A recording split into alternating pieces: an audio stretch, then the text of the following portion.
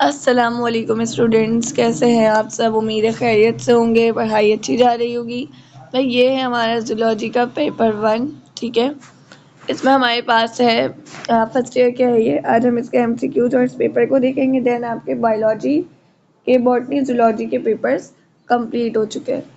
अच्छा भाई, a large and important lipid made up of isoprenoid units. भाई देखो, आइसोप्रीनॉइड यूनिट से क्या ट्रिप्नॉइड्स बनते हैं। ठीक है, the active site of an enzyme is the region that. आपके पास वो कौन सी साइड होती है एक्टिव साइड एंजाइम की, तो वो जो आपके पास एक्टिव साइड होती है वो कैटालाइटिक साइड होती है।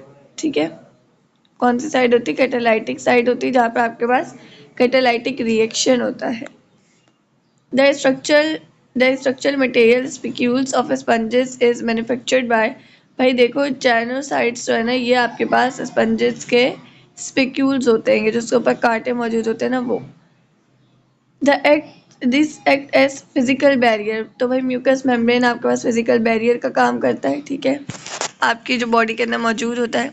This given organ function as a air conditioner. भाई एयर कंडीशनर का काम कौन करता है? वो नजल चैम्बर्स करते हैं। ठीक है, the covalent bond between two monosaccharides is.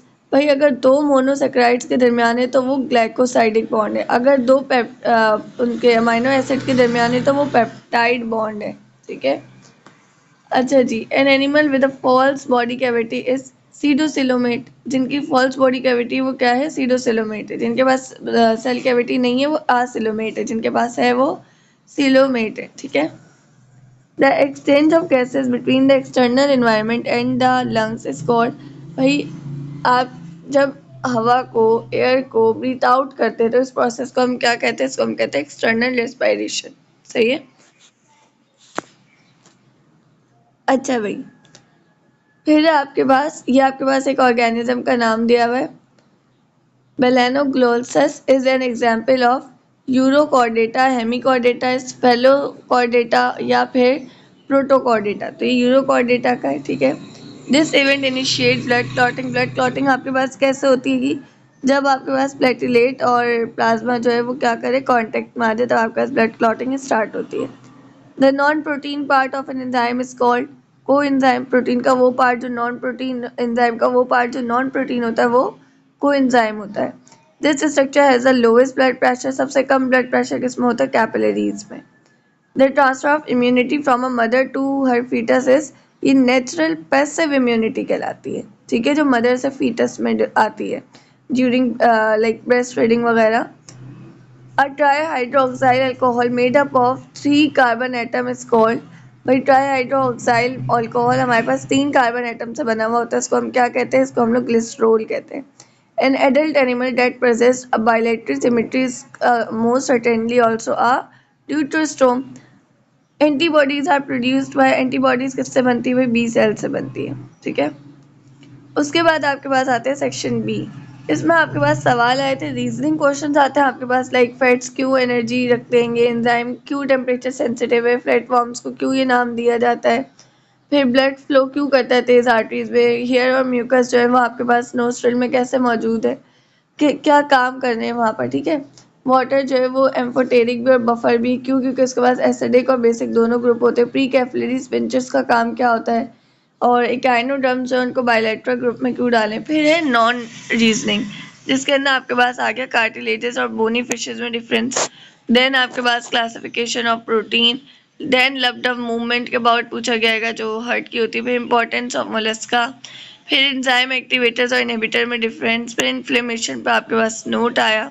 ठीक है, देन प्रोटोस्ट्रॉम और ड्यूटोस्ट्रॉम।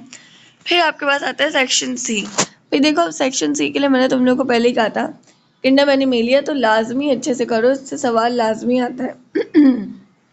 अब यहाँ पर देखना कि आपसे फाइलम नाइडेरिया के salient feature, evolutionary adaptations, economic importance, ये तमाम चीज़ें पूछी गई।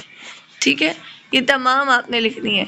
और अब आप जब आगे देखते हैं ना, आपका नेक्स्ट क्वेश्चन यहाँ पर, ये आपका कार्बोहाइड्रेट रिलेटेड है कि कार्बोहाइड्रेट क्या है, उसकी क्लासिफिकेशन करें, फिर उसकी जो तीनों टाइप्स उनको कंपेयर करें, मोनोसेक्राइड, डाइसेक्राइड, पॉलीसेक्राइड और ओलिगोसेक्राइड की। फिर आपके पास एक इम्यूनिटी रिलेटेड क्वेश्चन आया था कि ऑटो इम्यून डिसऑर्डर क्या है। देखो डिसऑर्डर रिलेटेड क्वेश्चन लाजमी आता है, लास्ट या तो ऑटोइम्यून डिसऑर्डर पूछेंगे, या वो कार्डियोवैस्कुलर पूछेंगे, या वो रेस्पिरेटरी पूछेंगे। तो ये कैटेगरीज होती हैंगी पेपर बनाने की, तो आप लोग उसी हिसाब से अपनी प्रिपरेशन करें। स्ट्रक्चर में देखो यहाँ पे आपसे ह्यूमन हार्ट का स्ट्रक्चर पूछा हुआ है, वो आपसे रेस्पिरेटरी सिस्टम का भी पूछ सकते हैं, ठीक है। और यहाँ पे देखो ये उन्होंने देखो रेस्पिरेटरी सिस्टम का भी और करके दिया हुआ है, तो ये सिस्टम का एक क्वेश्चन आएगा। अब आपको समझ जाना चाहिए एक डिसऑर्डर का, एक किसी भी चीज़ के स्ट्रक्चर का वो आपसे पूछ लेंगे, ठीक है। और एक आपके पास क्या कहते हैं किंडम एनिमेलिया से क्वेश्चन होगा, और एक आपके पास आसान सा कोई भी कार्बोहाइड्रेट प्रोटीन ये वाला क्वेश्चन होगा। पेपर बनाने की जो उनके तरीक़ेकार होते हैं, जहाँ तक मैंने ऑब्जर्व किया है वो चीज़ मैंने आपसे शेयर कर दी है। बाकी ये है कि आप लोग अपनी प्रिपरेशन करें, कोई चीज़ ऐसी जो ना समझ आए, जिसमें डिफ़िकल्टी हो, कोई भी मसला ऐसा हो, तो आप मुझसे वो पूछ सकते हैं, ठीक है। अपना ख्याल रखिएगा, मुझे दुआ में याद रखिएगा। अल्लाह हाफ़िज़।